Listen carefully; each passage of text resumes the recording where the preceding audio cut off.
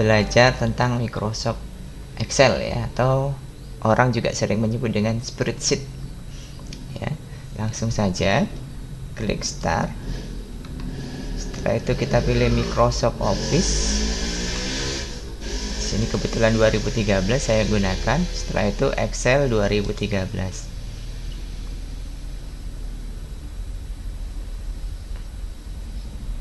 Nah, kita sudah diberikan tampilan Microsoft Excel pertama kali ya. Di sini ada blank workbook, ada tip dan trik dan lain sebagainya.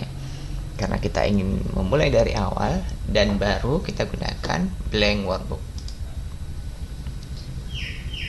Ini tampilannya berupa tabel ya, berupa kumpulan kolom-kolom dan baris. Kali ini kita akan membahas tentang operator aritmatika ya. Operator aritmatika adalah operator yang sering digunakan untuk menyelesaikan angka-angka yang ada pada perhitungan matematika ya. Apa saja operatornya? Ya, operator aritmatika itu ada penjumlahan, ada pengurangan, perkalian, pembagian ya, eksponensial atau sering disebut dengan pangkat. Dan selanjutnya ada persentasi ya, persentase. Oke, bagaimana cara penggunaannya di Microsoft Excel ya? Nah, penggunaannya saya buat seperti ini misalkan. Ya, ini adalah contoh bagaimana simbol-simbol ini digunakan untuk menyelesaikan permasalahan aritmatika ya. Contoh nilai adalah 2 tambah 2 ya, tentu otomatis secara logika kita akan memiliki nilai 4 ya. Penyelesaiannya di dalam Microsoft Excel kita harus gunakan sama dengan untuk menyelesaikannya ya. Kita akan contohkan 2 ditambah 2, kita enter, maka otomatis hasilnya menjadi 4. Nah, selanjutnya sama dengan 3 dikurang 1, kita enter, maka hasilnya juga sama. Nah, ini untuk perkalian sama dengan 3 kali 8, hasilnya 24. Nah, lanjut untuk pembagian 8 dibagi 2, hasilnya 4. Dan untuk eksponensial atau bilangan berpangkat 9 pangkat 3 ya, kita gunakan simbol eksponensial ya, 9 eksponensial ya, atau sering kita gunakan kalau di keyboard shift dan angka 6, maka akan muncul seperti itu simbolnya ya. Kita enter. Nah, ini nilainya 10% misalnya kan, sama dengan 10%, maka hasilnya 0,1. Nah, ini untuk penyelesaian pertama ya. Dan di Microsoft Excel ketika kita melakukan penjumlahan, pembagian, pengurangan atau operator aritmatika, itu bisa memiliki nilai pada posisi-posisi sel yang berbeda ya. Ini saya contohkan. Di sini nilai satunya, di sini ada nilai 2. Nah, di sini hasil penyelesaiannya ya. Tadi kita lihat contoh ya, nilai 1 2, selanjutnya nilai 2 nya 2, untuk pengurangannya nilai 1 nya 3, nilai 2 nya 1, begitu juga selanjutnya ya.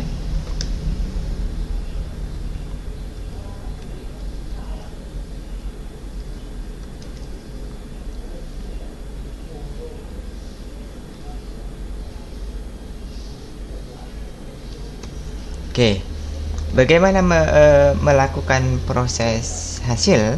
Prinsipnya sama dengan penyelesaian yang tadi, kita menggunakan sama dengan.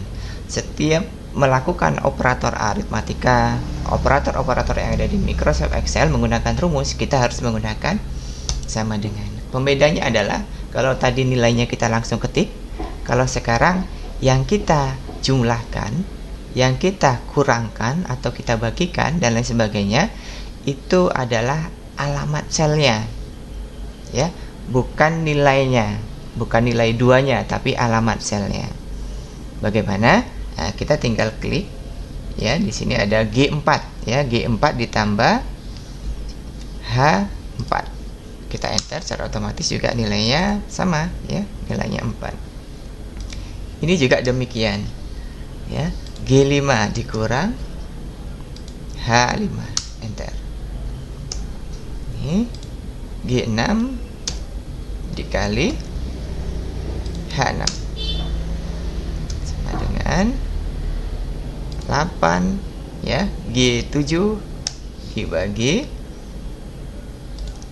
H7 sama dengan 9 eksponensial 3. Maka hasilnya juga sama ya.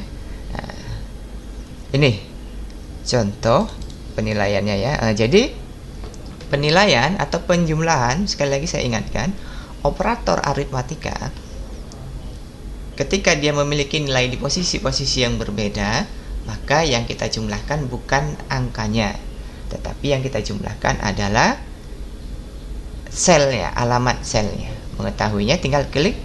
Nah, di sini ada name box ya, di sini ada name box, maka akan muncul dia nilai ya, nilai posisi sel yang kita miliki, yang kita klik. Sebelum kita mempelajari operator aritmatika lebih lanjut, sedikit saya akan menjelaskan tentang bagaimana pengaturan sel-sel, kolom-kolom atau baris-baris yang ada di Microsoft Excel ini. Ingat ya, Microsoft Excel dia berbentuk tabel, tetapi meskipun berbentuk tabel, ketika kita lakukan penginputan data seperti ini, ada data seperti ini, ketika kita cetak nantinya, kita print, maka ini belum muncul garis-garis bordernya. Nah, tentu kita akan setting bagaimana cara mengaturnya. Oke, cara mengaturnya, untuk memberi bingkai border, kita tinggal blok mana yang akan kita beri bingkai ya. Setelah kita blok, di sini di pengaturan font ya, pengaturan font ini terdapat border ya, bottom border ya. Di sini kita tinggal pilih mau kita gunakan all border, berarti semua garis itu terbingkai ya seperti ini, atau hanya di luarnya aja yang lebih tebal. Nah, maka hasilnya seperti ini. Oke, kalau kita print preview, maka dia sudah berbentuk tabel. Itu cara memberi border ya. Nanti kita akan lebih bahas lagi lebih dalam, di mana masing-masing sel ini juga bisa memiliki warna pewarnaan ya. Tetapi sebelum itu kita lanjutkan lagi bagaimana menggeser-geser kolom ya. Ingat ya, di sini ada namanya kolom dan ini disebut dengan baris ya. Pertemuan baris dan kolom ya, pertemuan baris dan kolom atau kolom dan baris itu dinamakan dengan sel. Nah, itulah yang akan muncul di name box. Baik, misalkan kolom ini kurang besar, kurang lebar, arahkan tanda panah kita, kursor kita seperti ini. Kita tinggal geser, apakah dia kurang besar atau kurang kecil, ya. Nah ini, geser ke kanan atau geser ke kiri untuk mengecilkan kan. Ini sesuai dengan penjelasan ada weight 6,86 ya, 53 pixel. Ketika saya letakkan geser ke kanan, maka dia akan lebih besar. Nah, jadi sesuai dengan kebutuhan ya. Cara kedua, tidak menarik tapi mengklik 2 kali, arahkan seperti ini, klik 2 kali, maka dia akan mengecil ya, sesuai dengan porsi keterangan nilai yang ada. Nih, saya contohkan ya. Ini adalah cara mengatur kolom. Baris gimana? Sama. Cara mengatur baris juga sama seperti ini. Atau ingin kolektif, kita bisa blok semua baris. Kita lakukan seperti ini.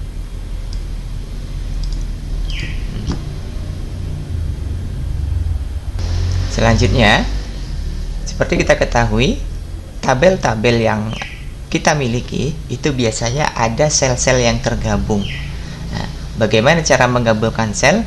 Kita bisa memanfaatkan merge and center. Misalkan seperti ini. Di sini kan tadi saya buat sama ya. Di sini adalah penyelesaian kedua ya. Nah, di sini saya ketik penyelesaian kedua. penyelesaian kedua. Nah, ini saya blok. Andai kita ingin menggabungkannya, kita blok, kita klik merge and center. Secara otomatis dia sudah menjadi tergabung ya, sel G2 sampai G2 tergantung di mana posisi yang akan kita gabungkan. Artinya kita blok dulu, kita pilih dulu, selanjutnya merge and center. Demikian juga seperti ini, kita blok ya, misalkan menggabungkan barisnya, kita klik merge and center. Ya, di sini merge and center.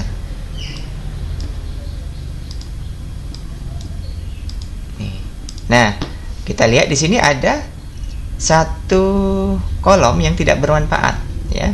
Jadi caranya gimana? Kalau tidak bermanfaat kita hapus. Caranya di blok, klik kanan, delete. Maka otomatis akan terhapus. Nah, ternyata kita lihat di sini belum di tengah posisinya. Caranya gimana? Kita blok, kita arahkan posisinya middle element, berada di tengah. Agar dia terdapat border atau bingkai, kita klik bingkai text box. Oke. Maka hasilnya seperti ini ya. Itu cara menggabungkan sel, baik itu kolom maupun baris ya. Apalagi yang perlu kita ketahui di Microsoft Excel? Microsoft Excel itu memiliki lembar-lembar Microsoft Excel dinamakan dengan sheet. Sementara dokumennya itu dinamakan dengan workbook.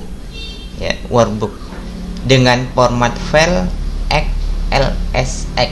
Itu untuk generasi Office 2010 ke atas. Tetapi untuk generasi Office 2007-2003, generasi lama, formatnya adalah LSX.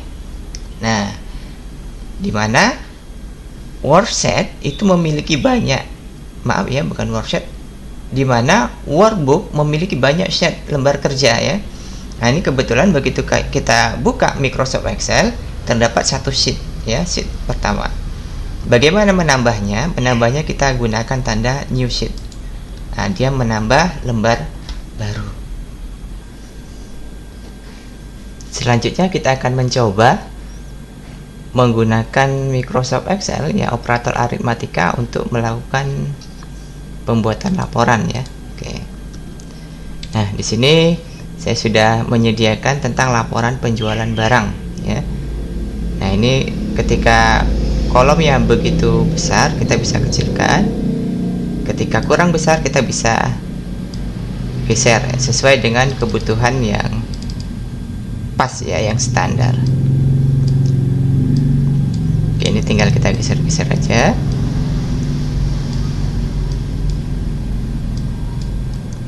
Agar pas. Oke, ketika ini terasa terlalu lebar sementara kebutuhannya kecil, kita bisa membuat dia dua baris ya, tulisannya dua baris menggunakan warp text ya.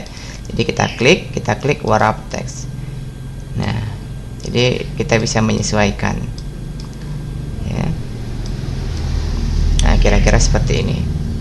Selanjutnya harga jual kita juga bisa gunakan warp text ya. Nah, agar dia di tengah kita blok, kita gunakan center and middle. Oke. Nah, kita kembali ke penyelesaian ya. Di sini sudah ada nama barang, nomor. Untuk penomoran di Microsoft Excel, langkahnya sederhana, kita tidak perlu mengetik 1, 2, 3 dan sebagainya. Jadi kita tinggal klik posisi 1, arahkan kursor seperti ini tanda tambah. Setelah itu kita tarik. Kita tekan CTRL. Ya, CTRL kita tekan, kita tarik ke bawah. Nah, terlihat ya, sudah menjadi nomor 5. Sampai berapa? Tergantung kebutuhan kita. Bisa 100, bisa 1000, bahkan puluhan ribu. Sampai terakhir baris juga bisa. Ya, nah, karena kebutuhan kita 5, saya tarik 5. Sekali lagi, caranya adalah klik CTRL, tarik. Oke, maka hasilnya akan muncul. Nah, untuk unit karena dia satuannya sama, kita juga bisa lakukan copy cell ya. Ini namanya copy cell ya. Tarik.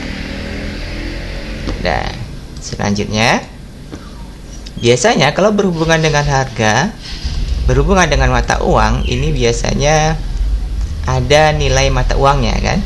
Nah, untuk memberi penilaian mata uang, kita lakukan format pada numbernya. Ya, kita blok, kita klik di format number ini, kita klik RP, kebetulan kita Indonesia ya, RP Indonesia. Nah, kalau ada tanda pagar, jangan khawatir. Artinya, ini tidak ada masalah, hanya kurang besar ya, kolomnya kurang besar. Ya. Hanya kolomnya kurang besar. Nah, di sini tertulis ada 2 angka di belakang koma, ya. Kalau kita tidak inginkan, kita blok lagi. Nah, kita kembali ke pengaturan number. Di sini ada decrease, ada increase, ya. Kalau increase berarti dia tambah, decrease berarti berkurang, ya, di bilangan berkomanya. Kita bisa tambah bilangan berkomanya atau kita kurangi, ya. Oke, selanjutnya kita akan lakukan penyelesaian ya, harga beli. Harga beli berarti harga satuan beli dikali jumlah, berarti di sini kita menggunakan perkalian. Sama dengan ya, harga satuan beli dikali jumlah. Ingat, yang kita kalikan adalah alamat selnya. Kita enter. Nah, ini harga belinya. Ya, untuk ke bawah bagaimana? Kita tidak perlu membuat rumus lagi, tapi arahkan seperti ini. Kita copy rumusnya. Kita blok, tarik ke bawah. Nah, kalau tanda pagar, ingat, kalau tanda pagar berarti kolomnya kurang besar, bukan berarti salah. Kebetulan di sini ada salah posisi ya. Salah posisi, diskon penjualan seharusnya di sebelah harga jual. Jadi harga jual dulu baru ada diskon penjualan. Nah, bagaimana solusinya?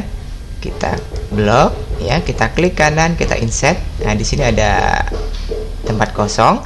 Nah, kita pindahkan harga jual di sini. Harga jual ya.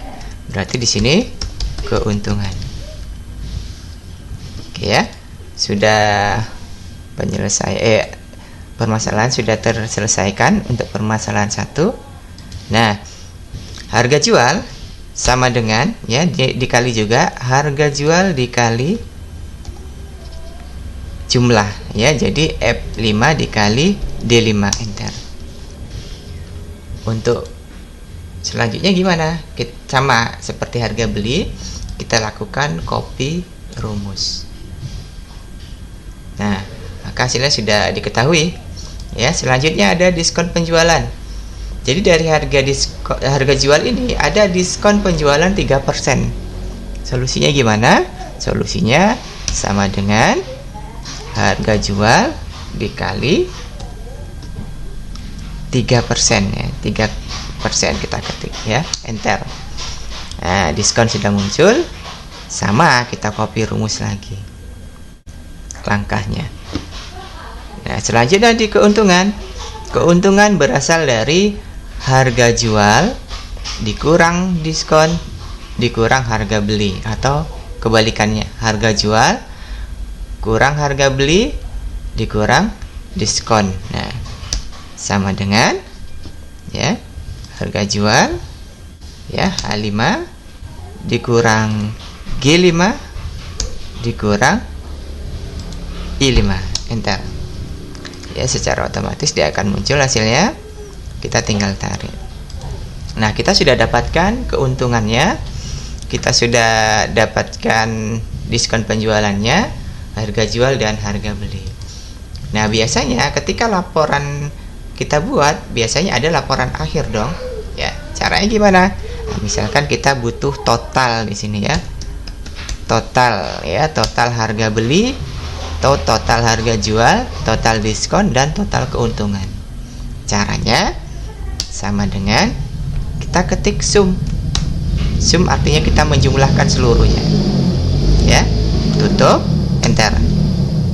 Maka hasilnya sudah muncul ya, harga belinya sekian ya, 13.700.000 ya. Nah, selanjutnya ke samping ya, kita tinggal copy rumus. Nah, sudah selesai untuk operator aritmatika bagaimana menggunakan perkalian ya, pengurangan atau diskon tadi ya. Oke, selanjutnya tugas kita adalah memberi bingkai seperti yang kita buat sebelumnya ya.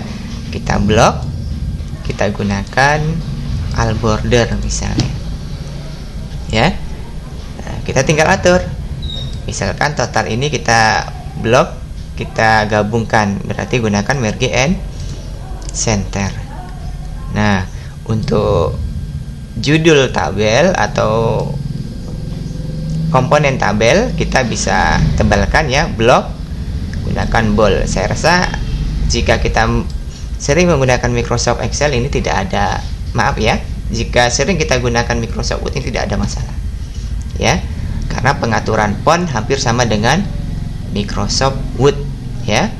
Nah, untuk laporan penjualan kita blok, kita merge and center ya. Untuk pembesaran kita bisa besarkan. Oke, ini laporan penjualan sudah selesai.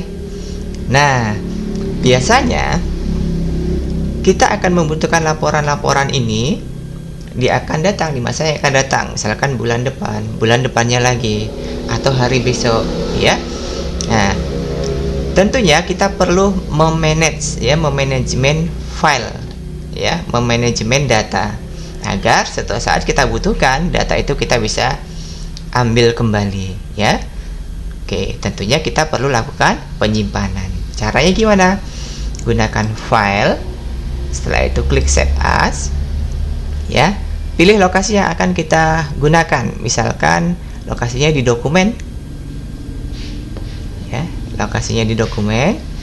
Nah, saran saya jika kita ingin data kita termanajemen dengan bagus, maka kita buatkan folder baru, directory baru, new folder ya. Ini misalkan khusus Excel ya, laporan bulanan. Nah, kita masukkan file tadi ke dalam directory ini. Oke, kita buat laporan penjualan bulanan misalnya. Oke, kita set. Nah, secara otomatis di title kita bisa lihat ya, di sini tadi ada namanya workbook ya, tapi sekarang sudah berganti nama, laporan penjualan bulanan. Nah, kalau dipahami laporan penjualan bulanan, di sini belum ada bulan ya. Nah, kita bisa tambah bulan. Caranya klik kanan, insert. Jadi kita tambah kata-katanya bulan di sini. Bulan November misalnya 2021. Belum ya? Oke. Bapak ini hanya sekedar contoh ya. Kita sudah mempelajari bagaimana cara membuka, bagaimana menggunakan operator aritmatika, selanjutnya pengenalan set ya, pengaturan tabel dan lain sebagainya. Yang terakhir adalah bagaimana cara menutup program aplikasi yang sudah kita buka. Prinsipnya semua sama, seluruh program aplikasi yang sudah kita buka wajib kita tutup sesuai dengan prosedur. Dan hendaknya juga saya ingatkan, ketika mematikan komputer, lakukan penutupan aplikasi, seluruh aplikasi sesuai dengan prosedur. Begitu juga dalam mematikan proses mematikan komputer. Langkahnya adalah file, selanjutnya close. Lembar kerja sudah tertutup, tetapi aplikasi belum tertutup. Oke, kita lihat di sini ada tanda silang, klik tanda silang. Nah, program aplikasi telah tertutup. Nah, nantikan pembahasan materi Excel berikutnya. Jangan lupa subscribe, like, dan share.